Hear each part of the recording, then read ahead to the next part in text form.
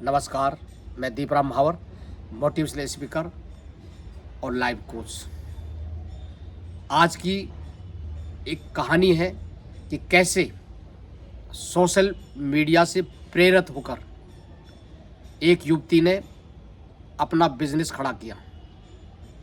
तो इस कहानी को आगे बढ़ाने से पहले हम आपको हमारी ये मोटिवेशनल बुक दिखाना चाहते हैं।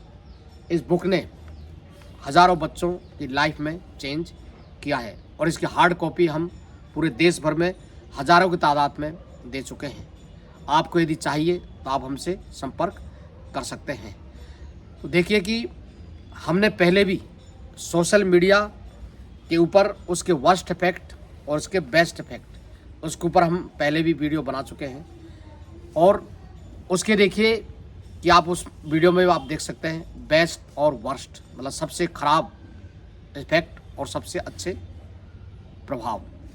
तो ऐसे ही हम बेस्ट कह सकते हैं कि उड़ीसा की रहने वाली युवती जिनका नाम है संगीता।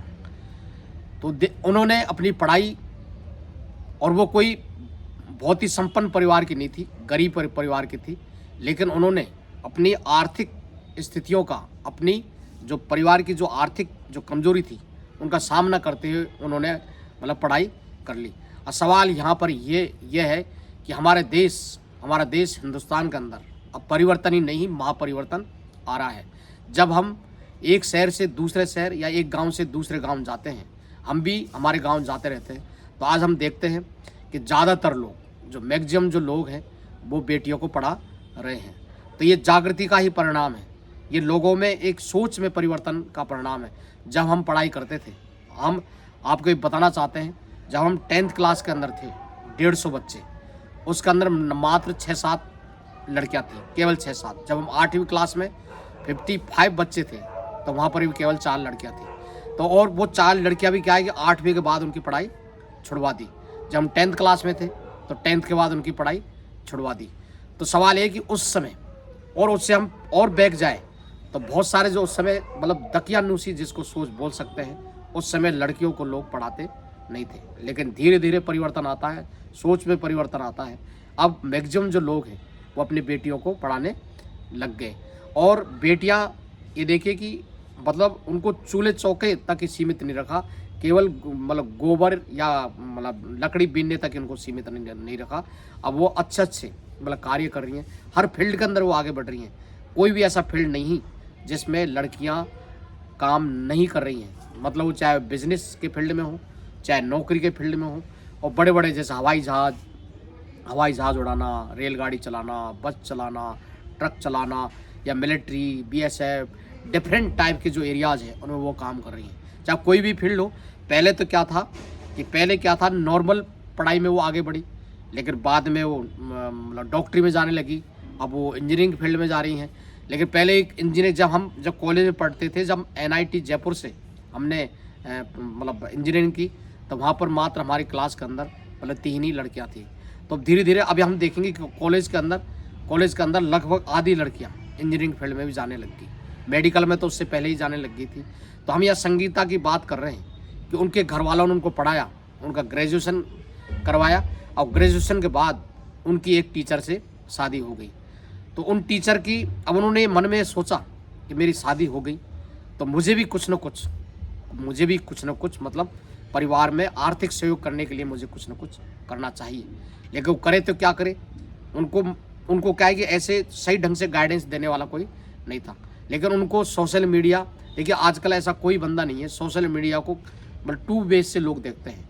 कुछ गलत चीज़ें वहाँ देखते हैं, कुछ सही चीज़ें वहाँ देखते हैं। तो उनके मन में विचार आया कि मुझे कुछ न कुछ करना चाहिए। तो वहाँ उनको सोशल मीडिया से एक बिजनेस आइडिया आया, और एक वहाँ पर एक NGO था, उससे उस NGO के बारे में वहाँ सोशल मीडिया पर उन्होंने देखा कि NGO मतलब डिफरेंट स्किल सिखाता है, डिफरेंट मॉडल के जो बिजनेस है उनके बारे में बताता है। बहुत सारे जो NGOs हैं या गवर्नमेंट हैं, डिफरेंट टाइप के आजकल स्किल डेवलपमेंट का प्रोग्राम भी चल रहा है, डिफरेंट स्टेट गवर्नमेंट के द्वारा और सेंट्रल गवर्नमेंट इंडिया के द्वारा। जैसे सिलाई है, कढ़ाई है, या जो आर्ट है वो बनाना है, ऐसे डिफरेंट टाइप के जो स्किल चल रहे हैं, जैसे मैकेनिक का काम है। तो उन्होंने वहाँ देखा, तो वहाँ पर जो मुरमुरे जो होते हैं, जैसे वो चावल के हो सकते हैं या किसी और के हो सकते हैं, तो उन्होंने वहाँ पर उसकी मतलब बनाने की उन्होंने विधि सीखी और उन्होंने बनाना शुरू किया। और वहाँ पर जो सोशल मीडिया से जो उनको प्रेरणा मिली, उन्होंने वहाँ से जो सीखा, वही सोशल मीडिया फिर से उनको बिजनेस एस्टेब्लिश करने में उनका काम आया। तो उन्होंने बनाए, फिर बाद में उन्होंने और भी कई डिफरेंट मतलब बिजनेस सीख लिए। तो उन्होंने जो मुरमुरे हैं उनको उन्होंने सोशल मीडिया का प्रयोग किया, वहाँ पर वो एडवर्टाइजिंग देने लग गई। और जो उन्होंने डिफरेंट व्हाट्सएप ग्रुप बनाए और डिफरेंट लोगों को उस पर जोड़ा और उन्होंने वहाँ पर मार्केटिंग की और उन्होंने अपनी जो आप उनका जो प्रोडक्ट है उसके बारे में बताया कि बेस्ट क्वालिटी का हमारा प्रोडक्ट है और दूसरे लोगों से आपको ये सस्ता मिलेगा। तो धीरे धीरे वो इतनी पॉपुलर हो गई, आज की डेट में वो लाखों रुपए पर मंथ वो कमा रही है। तो देखिए उनका एक बिजनेस मॉडल ये सक्सेस हो गया। तो सवाल ये है, जो भी लोग हैं वो ऐसी परिस्थितियों से जब निकलते हैं और एक सफल उद्यमी वो बनते हैं, तो वो एज ए कैटलिस्ट का काम करते हैं, चाहे वो नौकरी के फील्ड में जाते हों या कोई बिजनेस मॉडल बनाते हों। तो ऐसे लोगों से और भी लोग प्रेरित होते हैं, उनके मन में ये भाव आता है, he can then I can. यदि हम किसी से कहें I can then you can, he can then you can, लेकिन कई लोग स्वतः प्रेरित होते हैं ऐसे लोगों को देखकर। तो वो उनके मन के अंदर स्वतः ही प्रेरणा आई जब शादी के बाद। तो उन्होंने देखा कि जिस ससुराल में मैं आई हूँ उनके उस परिवार की भी आर्थिक स्थिति ज़्यादा सही नहीं है, तो मुझे भी यहाँ पर कुछ न कुछ सहयोग करना चाहिए। हम यहाँ पर इस कहानी में हम अपने निजी हमारी जो पारिवारिक जो मैटर है उसको भी हम साझा करना चाहेंगे। आपको हमने पहले ही बता चुके हैं कि हमारी जो शादी है वो 2000 में हुई थी, 22 जनवरी 2000।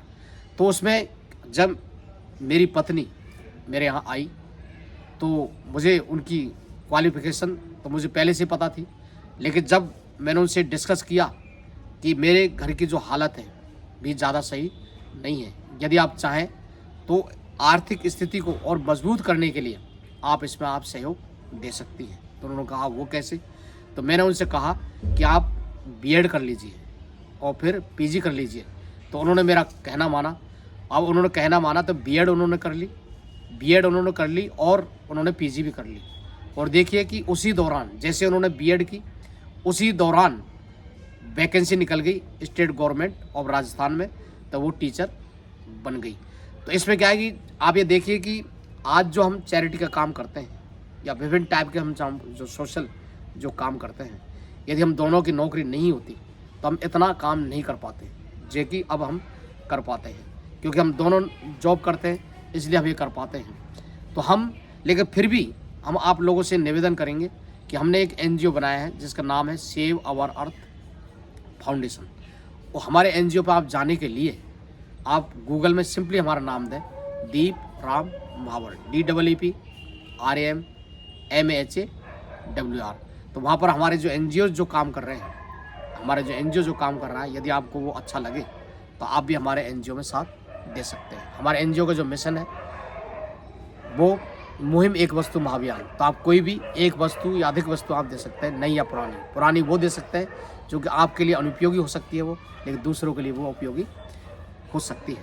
तो हमने यहाँ पर जिक्र इसलिए किया कि हम दोनों सोशल जो काम करते हैं, यदि हमें आर्थिक मदद या आप लोगों के द्वारा डिफरेंट वेज से हमें यदि हेल्प मिल जाएगी तो हम भी जो गरीब जो ज़रूरतमंद जो लोग हैं या इस पृथ्वी माँ के लिए और अधिक से अधिक काम कर पाएंगे।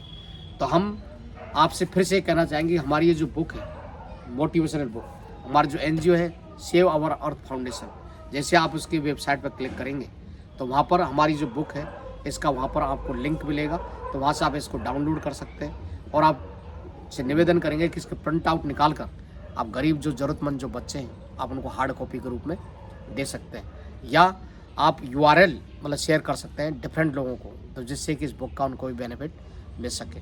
आपसे हम निवेदन करेंगे कि हमारे इस वीडियो को आप लाइक करें, शेयर करें, कमेंट्स करें और हमारे चैनल को सब्सक्राइब करें, जिससे कि आपको समय समय पर इसका नोटिफिकेशन मिल सके। आपने इस वीडियो को देखा, अगेन आपका थैंक यू सो मच।